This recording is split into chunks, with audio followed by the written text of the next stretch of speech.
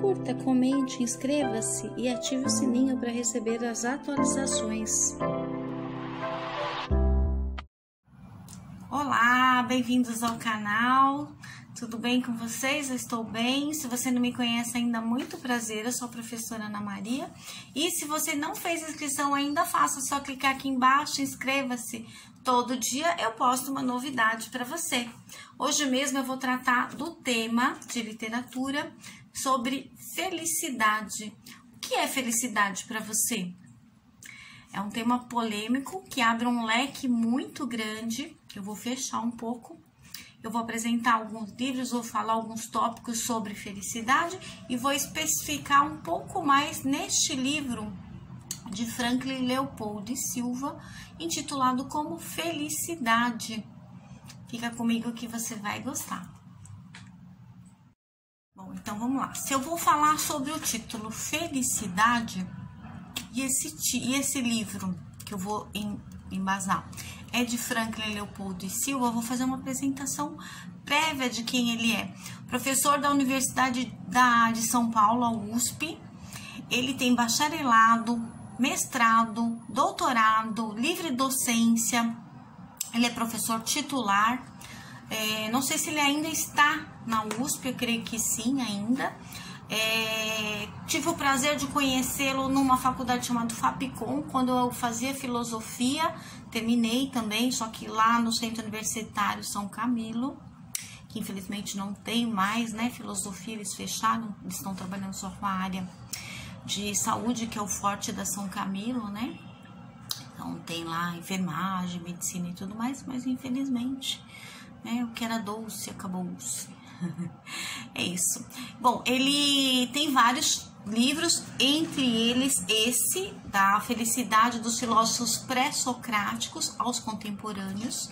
Então, ele vai falar especificamente de filosofia. Que filosofia tem a ver com aulas de português? Tudo, né? Aula de literatura, mesmo porque eu também sou professora de filosofia. Então, entre os livros, ele tá bem rabiscadinho. Eu vou fazer uma apresentação para vocês. E tem vários, eu não sei se vocês têm esse costume, não sei se é um mau costume, se é um bom costume, tá todo rabiscado, mas esse é o meu jeito, né? Eu não consigo ler um livro e não fazer várias anotações. Bom, ele começa, ele tem vários livros, né, sobre René Descartes ou René Descartesius. Qualquer dia eu faço um vídeo sobre esse livro, que eu tive a oportunidade de ler 2 vezes, porque na realidade eu peguei DP na faculdade, né? Mas é bem interessante. Tanto o livro dos pensadores, que tem os 3 dele, né? Discurso do Método, Paixões da Alma, Meditações, o 3º. Então, ele fala, inclusive neste livro sobre a felicidade, ele fala sobre Descartes. Eu vou chegar lá, o filósofo da modernidade, né? O pai da modernidade, com aquela frase célebre dele, né? Penso, logo existo. Eu vou chegar lá ainda. Ele fala sobre Bergson também, tem inclusive um livro dele da Loyola. Fala sobre Sartre, Jean-Paul Sartre, aquele que era assim, com a feminista, né? Que o pessoal fala, Simone de Beauvoir. Então, eu vou fazer começando a apresentação. Bom, se ele vai começar a falar dos pré-socráticos, então, ou seja, antes de Sócrates, antes dos filósofos clássicos, né, da filosofia, tem uma pequena introdução neste livro, e depois ele começa falando da felicidade referente à ética do heroísmo, ou seja, os heróis, né? Quem eram os heróis gregos? Então, eu posso estar falando de Ulisses, de Odisseu, fazendo um culto, então, ao belo, né? A coragem, porque quando eu falo de herói, eu falo da coragem, né? Porque para um antigo, para um grego, por exemplo, eles tinham 3 funções. Ou ele ia ser um herói, ou um filósofo, ou um guerreiro, né? A alma de um guerreiro. Então, a coragem era muito importante nessa época.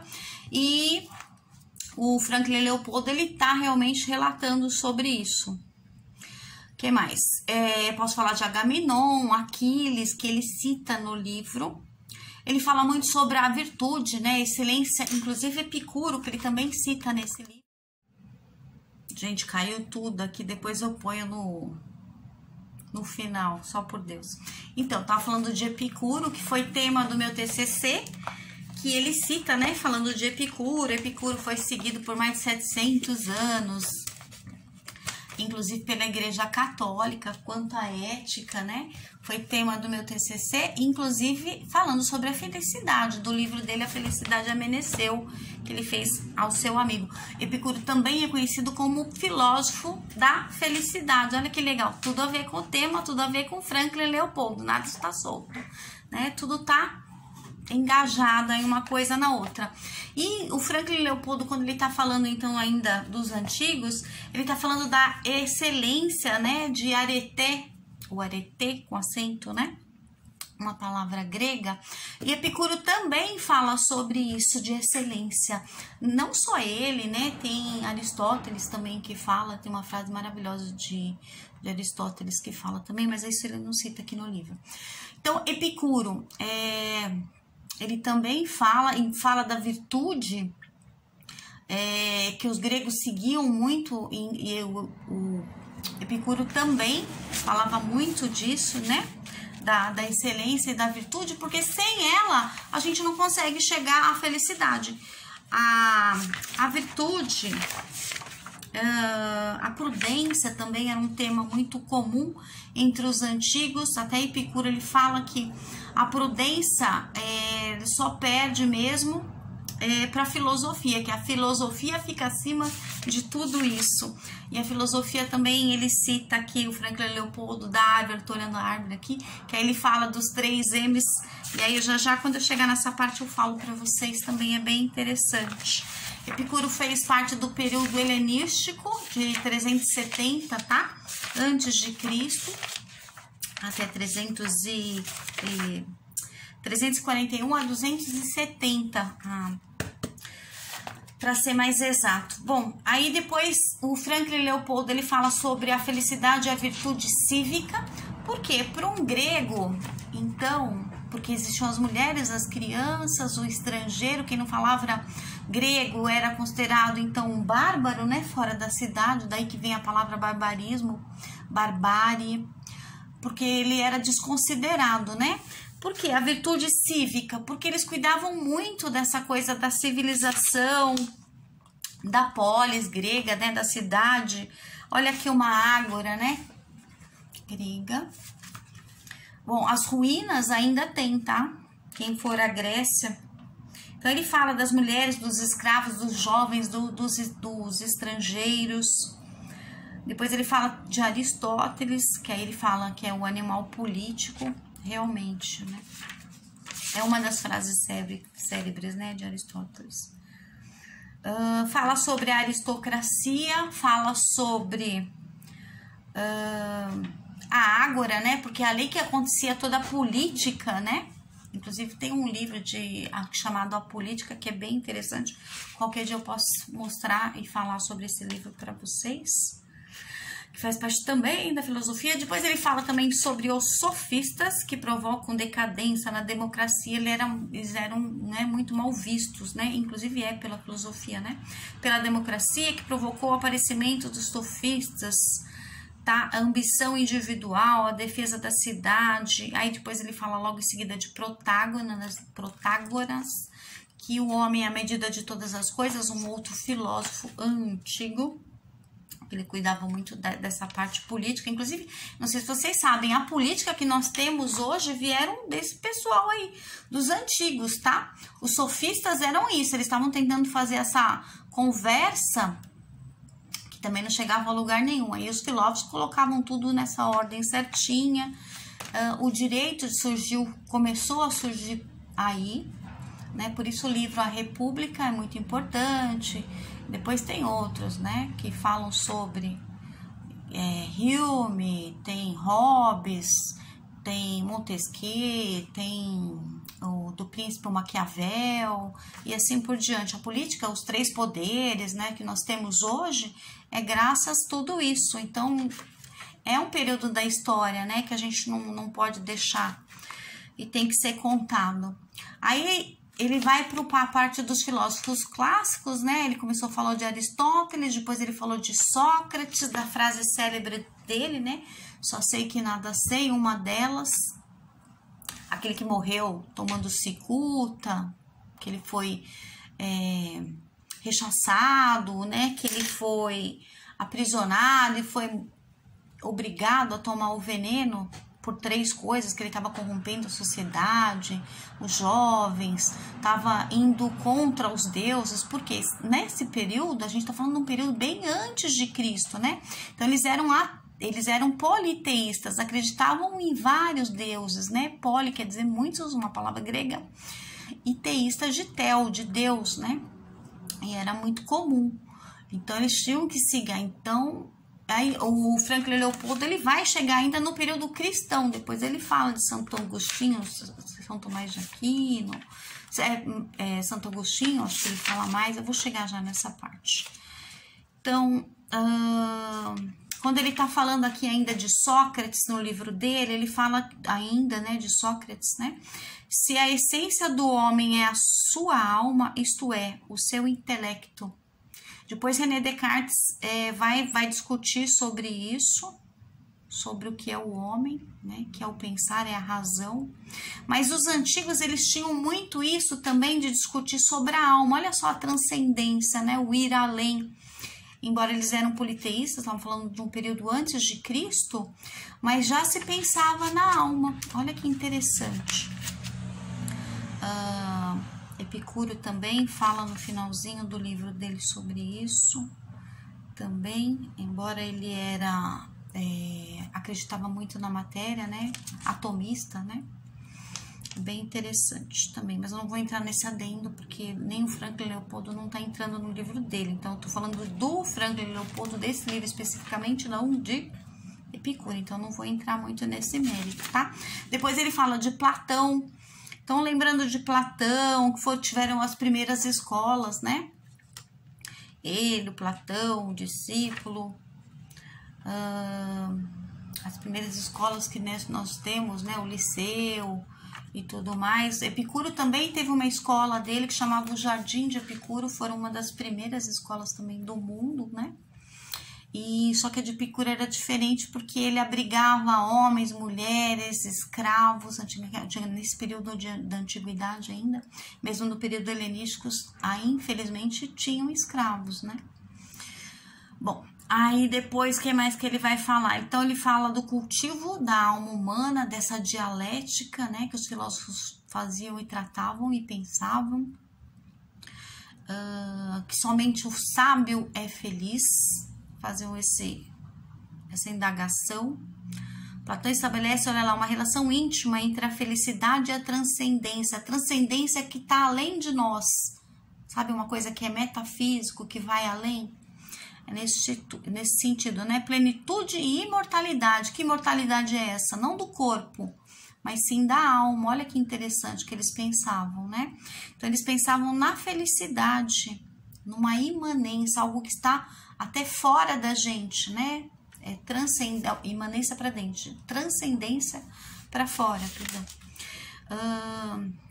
Então, eles cuidavam muito dessa parte de virtude da alma. O que mais? Da prudência, da racionalidade. Eu tinha um professor que, aqui, ó, assim, a racionalidade prática, que traduz principalmente na escolha moral. Manifesta-se como foneses, que é a palavra que poderia se aproximar traduzida por prudência. Prudência é muito comum. Eu falei sobre prudência na epígrafe do meu livro. Inclusive, tem um vídeo aqui meu falando de Epicuro. Inclusive, vou deixar embaixo. Eu tenho 2 sobre ele. E tenho um sobre a epígrafe, falando sobre a prudência. Então, que é muito comum, né? Nesse período, tá tratando sobre isso. Então, eu tava falando que tinha um professor que falava que mesmo os antigos, os filósofos que tratavam o povo dessa época, que falava dos mitos, né, de toda a mitologia grega, romana e tudo mais, existia uma racionalidade por detrás de tudo isso, né?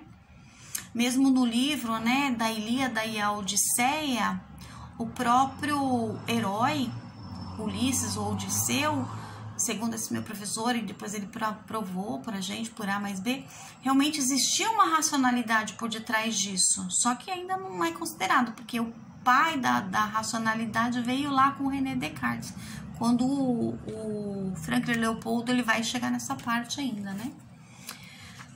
É isto. Ele tá falando de Aristóteles ainda, que é a substância no atributo real, presente nas coisas. Olha aqui, algo que no aspecto inteligível, né, do conhecimento, aquilo que eu posso conhecer. Continua falando aí depois da coragem, sem dúvida, olha lá, a coragem, por exemplo, sem dúvida é uma virtude, mas o seu excesso, a temeridade é prejudicial, assim como a sua falta. Claro, você imagina, porque a coragem é bom, porque te impulsiona a fazer as coisas, mas a falta dela também pode te levar à morte. Então, e os antigos, nesse período, principalmente o Epicuro, eles tratavam muito, né, do tema morte. Só que para Epicuro a morte não é nada, porque ele só está na imaterialidade, né, na matéria. Depois, nesse vídeo que eu vou deixar embaixo aqui na descrição, ele explica bem isso. Eu explico, né? Falando sobre ele. Bom, depois tem na parte 31 do Franklin Leopoldo, ele fala a felicidade como vida interior. Agora sim, a imanência. Até então a gente estava falando da transcendência e tudo mais, da cidade, do comportamento, né, das pessoas, dos filósofos daquela época, né, da linha de pensamento. E aqui ele já entra falando da interioridade sobre a felicidade. Aí ele já está no Império Alexandrino, nesse período, né, um período romano, olha ali, quando as cidades gregas passam a fazer parte, né, do Império Romano. Aí ele fala também de novo, aí que ele começa a falar da filosofia helenística, que é aquela de Epicuro. Que mais? Fala de Plotino, o Liceu. O Liceu foi a academia, foram as primeiras escolas que eu tinha falado anteriormente, e depois a escola de Epicuro também, que Epicuro teve uma corrente filosófica chamada epicurismo, né, que essa foi seguida por mais de 700 anos. Depois ele fala do domínio da vida interior, do bem-estar, da virtude, do bom, do belo, que eram coisas e pensamentos dos antigos, do bem viver. Aí ele tá falando depois ainda, continua falando de Epicuro, da eudaimonia. Olha lá, para você ter uma vida feliz, ele precisava ter a ataraxia, que é a imperturbabilidade da alma. Então a gente não devia temer nem aos deuses, porque o Epicuro dizia que eles não interferiam na vida humana. Já nas histórias de Ilíada e Odisseia, o povo daquela época, eles achavam que sim, que interferiam, né? Que os deuses interferiam sim na vida humana. Bom, e então, para você ter esse daimon, ele tá falando, o eu significava bom, feliz, prazeroso, e o daimon, uma espécie de gênio, que era orientado por um gênio bom, que se dirigia à felicidade. Então, eudaimonia quer dizer isso, um gênio, né? Eudemismo. Bom, ele fala da imaterialidade, da transcendência, do materialismo.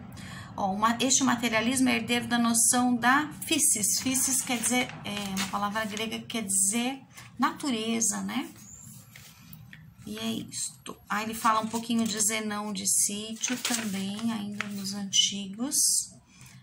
Aí tem uma parte que ele já vai falar, deixa eu ler aqui, tal como epicurismo, estoicismo. Estoicismo também era uma corrente da antiguidade. Eles prezavam pelos prazeres simples da vida. Olha que legal, falando de felicidade, a gente não pode deixar de falar nisso, porque a felicidade não está nas grandes coisas, nos grandes méritos, e sim você ter um olhar diferenciado para poder enxergar a beleza nas coisas simples. Por exemplo, Epicuro falava da amizade, então ele é filósofo da felicidade, mas também da amizade, que era muito importante. Então, Franklin Leopoldo está falando nesse parágrafo, tal como o epicurismo, o estoicismo, que também era uma corrente filosófica que prezava por isso, também se pauta pelo materialismo e rejeita a transcendência. pauta pelo materialismo e logos é imanente à natureza. Peraí. Também pauta pelo materialismo. O epicurismo, o estoicismo também pauta pelo materialismo. E rejeita a transcendência. Ah, então, nesse pedacinho eu vou ter que discordar um pouquinho do Franklin Leopoldo, porque eu tinha até comentado no começo desse vídeo. Quando o Epicuro, no final do livro dele, da Felicidade Amanheceu, ele fala da imortalidade da alma. Então, ele já deixa essa chave, essa abertura. Ele não dá resposta, como bem a filosofia. A filosofia não dá resposta para nada, ela faz indagações, ela faz levantamentos. E é isso. Então, neste pedacinho, eu vou ter que discordar do Franklin Leopoldo. Se estiver me ouvindo, a gente pode até falar. Não sei. Bom, a questão de ética que se coloca no racionamento... Aí continua falando de Epicuro mais um pouco, mas eu não vou entrar muito. O que eu tinha para falar dele sobre a felicidade, eu já falei. Aí ele tá no período romano, aí ele tá falando de Marco Aurélio, de Sêneca. Sêneca também teve uma corrente filosófica que foi seguida por muito tempo. Aí depois a ideia de felicidade no cristianismo. Agora sim, Jesus Cristo é um marco da nossa história, né? Porque a gente tem o antes de Cristo, que foi todos esses que eu falei. Agora sim, o cristianismo, né? Então a Igreja Católica, a partir de Jesus Cristo, e depois então a gente tem o antes de Cristo e o depois de Cristo, o AC e o DC, que a gente fala, né, que é estudado inclusive em história, em filosofia, na língua portuguesa também, né, na literatura. A gente faz muita literatura de vários aspectos, vários filósofos, cientistas e tudo mais, né, os clássicos da literatura e tudo mais, mas sempre a gente estuda também filosofia, é bem legal, porque as disciplinas, na realidade, elas se conversam, né, entre si, não tem jeito. Então, aqui a ideia da felicidade no cristianismo, ele fala do pensamento, então, sobre a época, sobre alguns filósofos, né, como o Santo Agostinho, que ele fala. Santo Agostinho é o bispo de Hipona, ele é filho de Mônica, que depois virou Santa Mônica, que ela queria muito que o filho fosse religioso, e Santo Agostinho, antes de ser canonizado, ter morrido, ter virado santo e tudo mais, na Igreja Católica, ele era do mundo, né, mas só que depois ele se converteu. E Santo Agostinho, ele fez um livro maravilhoso. E esse aqui é o livro do Santo Agostinho, que ele é conhecido também como Bispo de Hipona. Esse aqui é da coleção Os Pensadores. Então, o Franklin Leopoldo de Silva, ele já está nessa parte, né?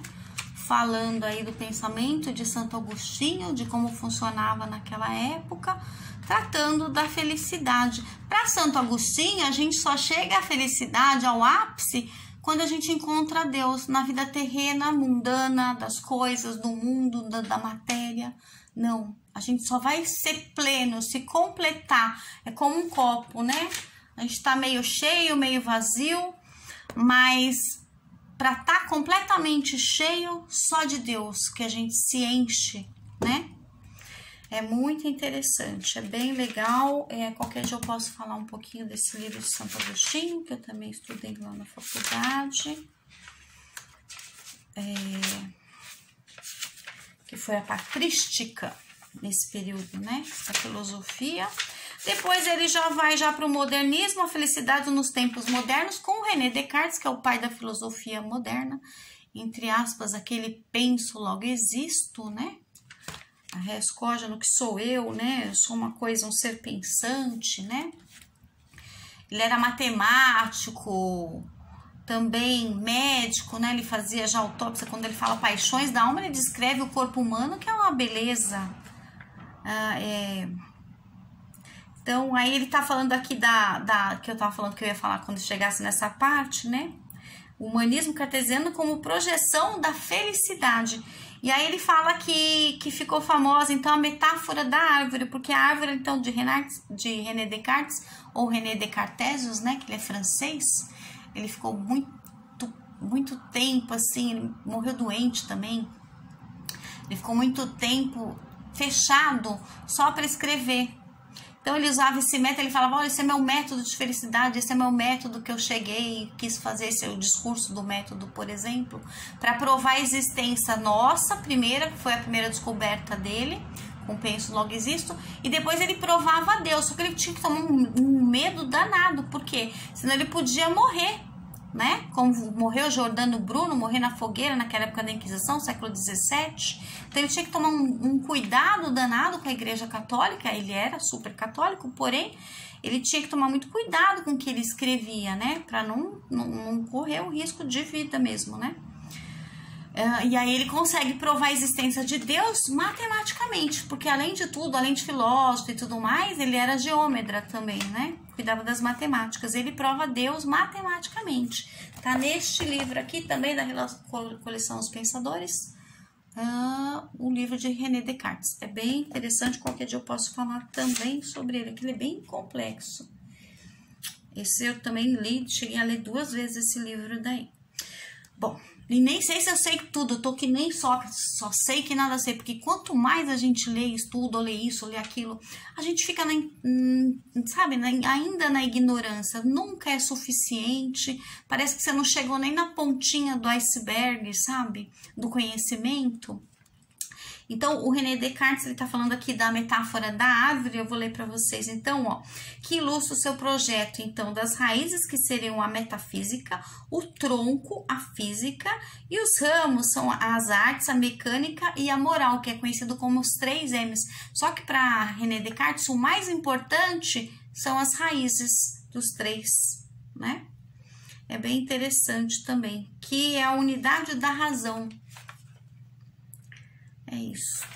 Então, metafísica é ir além, o eu pensante. Aí ele fala das verdades indubitáveis, ele começa a duvidar de tudo para que se tenha uma certeza na vida, para se chegar à felicidade. Então, René Descartes fez um processo que foi contrário do Spinoza. Ele foi do mais simples ao mais complexo, ou seja, quem é o mais complexo? Deus. E o mais simples? Nós. Só que para chegar até nós, até chegar nessas frase célebre do penso logo existo, demorou, ele teve que negar, aí ele achou um gênio maligno, né, como se fosse negando inclusive Deus, mas com muito cuidado, com muito respeito, né, para não morrer queimado, até provar a existência de Deus, porque ele não queria ele queria fazer uma coisa diferente para a época, porque todos acreditavam na Santa Igreja Católica, porém pela fé cega, e ele não, ele queria provar isso de uma forma racional, por isso que ele é o pai, então, da modernidade, da razão. Aí chegou o período da razão, então saiu do período das trevas, teve um desvelar, né, e aí foi um grande avanço, né, para as ciências, para as artes, para a filosofia, para tudo. Né? Mas mesmo assim, esse período ainda de transição, século XVII e XVIII, tinha que tomar um cuidado danado, né? Depois ele fala de Kant, né? Da moralidade, da felicidade. Olha Kant, como é que ele era. Esse aqui. Aí ele fala do idealismo, do empirismo, aí do conhecimento, né? Da experiência, algo que é empírico. Da subjetividade transcendental. Subjetividade é aquilo que, por exemplo, felicidade pode ser uma coisa subjetiva. Cada um tem o seu parecer sobre o que é felicidade, né? Só que isso daqui é um processo diferente, tá? Ele fala de toda essa experiência, né? Do conhecimento sintético, do uso da razão, na experiência, em Immanuel Kant. Depois o Franklin Leopoldo, nesse livro, ele vai lá para a felicidade na época contemporânea, aí ele vai para Kierkegaard, depois ele vai aqui para Hegel, olha aqui, esse é o Hegel. Aí ele vai falar aqui, ó, o lugar do sujeito entre a universidade, a singularidade entre Hegel e Kierkegaard, entre um e outro. Aí ele vai falar da fenomenologia também do espírito. Ele fala, eu estudei um pouquinho disso daqui também. A afirmação precede a negação, a antítese, olha que legal, ele vai falar da afirmação, que é a tese, depois a negação, que é a afirmação que procede à negação, a antítese, e finalmente ele fala da conciliação, da síntese. Isso aqui ainda em Hegel. Aí mais pro finalzinho do livro, ele fala sobre Friedrich Nietzsche, né, o filósofo alemão, é esse aqui. Eu já li vários, eu tenho vários livros do Nietzsche, eu gosto muito. Aí ele fala também de Karl Marx, que é o pai do socialismo, né? Eu tenho o Manifesto Comunista, outros livros que ele fez junto com um colega dele da época, do Marx e Friedrich Engels, bem legal. E junto aqui do Nietzsche e de Marx, ele fala de Freud, que é o pai da psicanálise, né? Que trabalha com o inconsciente. Não sei se vocês sabem, mas a gente trabalha muito mais com o inconsciente do que o nosso lado racional, né? Com o nosso lado consciente. E olha aqui, esse é o Karl Marx, pai do socialismo. Freud, o pai da psicanálise, né? Que trabalha aqui com o inconsciente. O homem novo e a nova sociedade permanecem ainda por construir uma experiência histórica do socialismo. Não logrou essa realização. Quando fala socialista, ainda do Marx, né? Do Freud, ele tá falando das neuroses, né, da infância, porque para Freud tudo é remetido à infância, o pai, a mãe, a fase oral, a fase e tudo mais. Aí ele fala do id, o superid, o ego e o superego, tratando também aí dessa parte, que faz parte do Freud, da psicanálise, né, da psicologia. E distinguir a felicidade aos simulacros. Nossa, simulacros, eu já vi isso daí, aquela linha tênue. Mas eu vi em Deleuze, é horrível. Até para explicar isso é complicado. Mas assim, é só para... Eu não vou explicar o livro detalhadamente, porque imagina, a gente estuda filosofia há anos para explicar em pouquíssimos minutos. Seria impossível, tá? Então assim, eu tô fazendo um apanhadão porque eu tô mostrando o que tem de bom nesse livro, para causar curiosidade, porque a função do professor é isso, não é dar tudo mastigado, mas causar a curiosidade, né? Tanto que teve uma garotinha que me assiste, não é minha aluna, tenho aluna também que me assiste, mas ela falou que quando crescer quer ser professora. Eu falei, olha que legal, você causar isso no aluno, essa paixão, essa curiosidade, você já ganhou o dia, você já ganhou o seu diploma, isso que vale a pena. Tudo vale a pena se a alma não é pequena, né? Como diz o poeta. É isso, gente. Então, eu espero que vocês tenham gostado. Deixa eu ver como é que ele só para terminar, que já chega bem no finalzinho mesmo. Depois ele fala de Sartre, mas o Sartre é mais para conclusão. E é isso. Aí fala sobre a felicidade. Olha, a existência precede a existência. Essa é uma frase célebre dele, né? O homem não se define por qualquer determinação que possa orientar previamente a sua conduta. É ele mesmo no decorrer de suas escolhas. Olha aí, o livre-arbítrio, né? Suas escolhas, que projetará o processo de existir, construindo-se a partir apenas de sua liberdade. Olha que interessante, né? A sua autonomia, né? Autós também é uma outra palavra. Então, só aí quando você é autônomo, quando você atinge essa autonomia, essa liberdade, você consegue, então, chegar à felicidade. Mas lembrando, voltando aos antigos, a felicidade, ela se encontra nas pequenas coisas. Não fique pensando no si, imaginando, eu vou ser feliz se eu tiver uma casa enorme, uma mansão, um carrão, um isso, um aquilo. Viva hoje, é o que você tem para o momento, né? Seja feliz, seja grato com o que você tem. Isso é o que eu penso, alguns pensamentos dos antigos. O que é felicidade para você? Como diz o slogan da propaganda lá do Pão de Açúcar, como é que eles falam? O que é felicidade? É Pão de Açúcar, lugar de gente feliz. O que é felicidade para você? É para se pensar, né? Filosofia é isso, a gente faz alguns levantamentos, mas não dá nenhuma resposta, porque a felicidade é algo que é bem subjetivo, né? A gente pode fazer alguns apontamentos, falar de alguns filósofos, mostrar alguns livros. Esse não foi o único livro, tem do André Sponville também, que eu gosto muito, retratando o tema da felicidade, que é bem legal. Este, então, que eu tô discutindo, outro. Eu li A Felicidade de Epicuro. Tem um Convite à Felicidade de Tamaguchi, esse é da Chichanoye, é bem interessante. Eu sou muito eclética quanto à religião, tá? Porque em filosofia a gente estuda também teologia, né? E a gente acaba pegando gosto e conhecendo. Você não pode falar se você gosta de tal religião, se gosta, se não gosta, se você quer seguir, se você não conhece, não é?